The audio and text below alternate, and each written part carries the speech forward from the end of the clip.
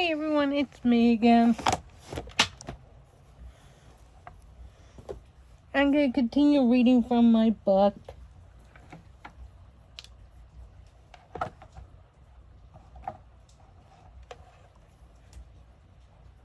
As soon as I could charge my... Hey y'all, I'm back.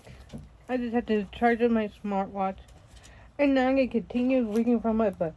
Disease takes its toll. Superficially, East European Jews seem ill-prepared to contend with the demands that tenement living throws upon them. The average stature is from 5 feet 1 inch to 5 feet 3 inches, which means that they are the most stunted of the Europeans, with the exception of the Hungarian Magyars. I think that's how you say it. Sorry about that, my cat wanted out of my room. Okay. Shortest were the Galatians. Tallest and a higher proportion were described as physical wrecks.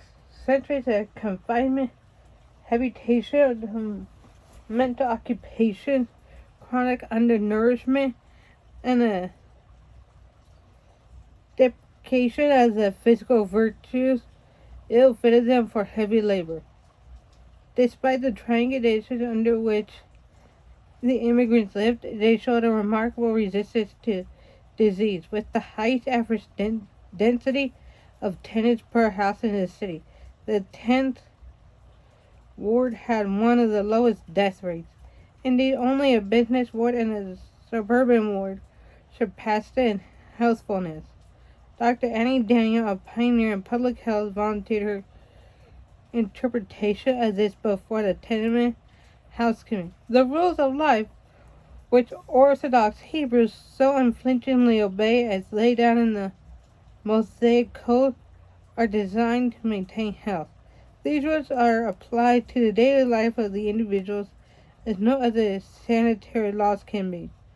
Food must be cooked properly, and hence the avenues through which the germs of disease may enter are destroyed. Meat must be kosher, and this means that it must be perfectly healthy. Personal cleanliness is at times strictly compelled, and at least one day in the week the habitation must be thoroughly clean.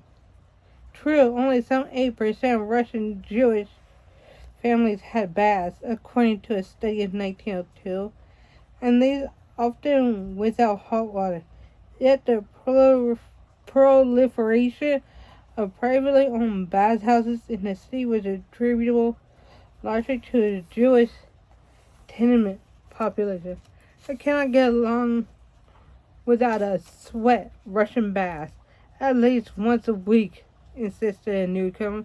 In 1880, one or two of New York's 22 bathhouses were Jewish. By 1897,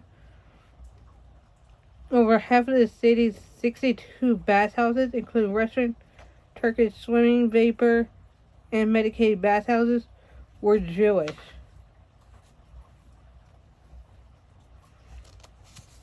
If standards of cleanliness were not as faithfully maintained as precept required, the strict regimen of orthodoxy, even when weakened, contributed to the immigrants' general well-being.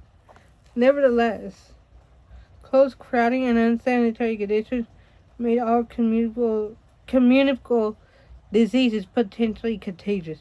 Despite great apprehension between 1892 and 1894, Jewish immigrants did not carry to New York the cholera and typhus epidemics raging at the European ports of embarkation. I think that's how you say it. But in 1899, the United Hebrew Charities became alarmed by the Board of Health's report on the mounting incidence of tuberculosis in the city. Hold on one more. My cat wants back in. This little guy.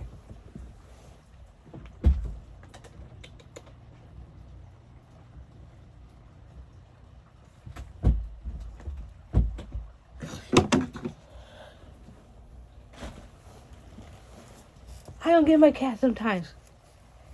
He was scratching at the door like he wanted in, but he didn't come in. So, Where was I? Oh yeah, that Jewish immigrants might become easy victims of the white plague was hardly to be doubted. As many as 119 Jewish families have lived in one tenement house on Lewis Street within the past 5 years. Hundreds of flats have been occupied by 15 successive families within a brief period. Many of these houses are known to be hotbeds of disease, the very walls reeking with it. Increasingly, the dread disease with its cough and Christian spittle took its toll. Alcoholism, a prime contributor to poverty, ill health, and mortality among other national groups, was unusual among Jewish immigrants. As Jews replaced the early inhabitants, the many saloons of the Lower East Side, trimmed with shields that proclaimed them the workman's friend, declined. Those that survived drew few clients from the neighborhood addicted to soda water, the life-giving drink. They depend on the throng of transients that passed through the district. The Jews did not abstain from drink, yet only upon religious festivals and during the Sabbath ritual did alcohol appear in the diet of most immigrants. In 1908, $1.50 a year for holiday and ritual wine seemed adequate for a family of 6. The day of rejoicing of the law and the day of Purim are the only 2 days in the year when an Orthodox Jew may be intoxicated. It is virtuous on these days to drink too much, but the sobriety of the Jew is so great that he sometimes cheats his friends and himself by shaming drunkenness. Hutchins Hapgood noted. I think that's how you say his first name. Jews habitually embedded milder beverages. Russians were notorious tea drinkers. Hungarians were addicted to coffee. The less austere Galicians and Romanians tippled mead and wine respectively. But in the New World, all fell victim to the craze for seltzer or soda water with its purported health-giving powers. Ooh. Neurasthenia and hysteria, however, took a heavy toll of victims. This sickness was the result of a history of continual persecution and insecurity, intensified by strains of settlement and unfair surroundings. Diabetes, associated with perpetual nervous strain, was common.